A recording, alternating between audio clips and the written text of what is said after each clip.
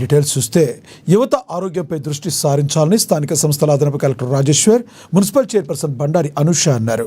సోమవారం ప్రజాపాలన ప్రగతి ప్రణాళికలో భాగంగా ఇందిరా ప్రియదర్శిని స్టేడియం నుంచి చేపట్టిన 5K మారథాన్లో వారు ముఖ్య అతిథిగా హాజరై జెండా ఊపి ప్రారంభించారు.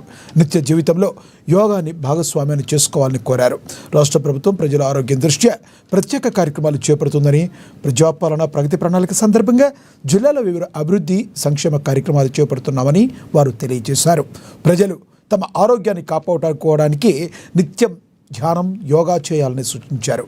ఈ రన్ కలెక్టర్ చౌక్, ఎన్టీఆర్ చౌక్, వినాయక్ చౌక్, నేతాజీ చౌక్, అంబేద్కర్ చౌక్ మీదుగా తిరిగి ఇందిరా ప్రియదర్శిని స్టేడియం వరకు సాగింది. ఈ రన్లో ఉద్యోగులు, యువత, వివిధ వర్గాల వారు, పట్టణ ప్రముఖులు, ప్రజలు ఉత్సాహంగా పాల్గొన్నారు. 5K రన్లో గెలిచిన విజేతలకు ఈ సందర్భంగా మెడల్స్, ప్రశంసా పత్రాలు ముఖ్య అతిథుల చేతుల మీదుగా అందించారు.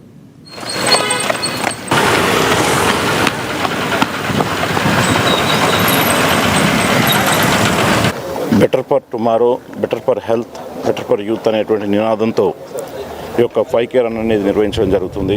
ఇక్కడ ఆరోగ్యము, యువత మరియు రాగల మంచి రోజుల కోసం ఈ యొక్క 5K రన్ అనేది నిర్వహించడం జరుగుతుంది. దీని ఉద్దేశం ఏమిటంటే ముఖ్యంగా హెల్త్ అవేర్నెస్ అనేది పెరగాలి. అంటే ఫిజికల్ యాక్టివిటీస్, ఫిజికల్ ఫిట్నెస్ అనేటువంటిది ప్రజల్లో ఉండాలి.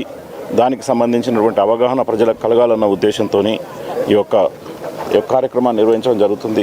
ఇక్కడ మీకు అందరికీ తెలుసు, టౌన్లో మున్సిపాలిటీ తరఫున ప్రతి వార్డుకు ఒక ఓపెన్ జిమ్ మరియు వీలైనన్ని ప్రదేశాల్లో ఓపెన్ పార్క్స్ ఏర్పాటు చేయడం జరిగింది.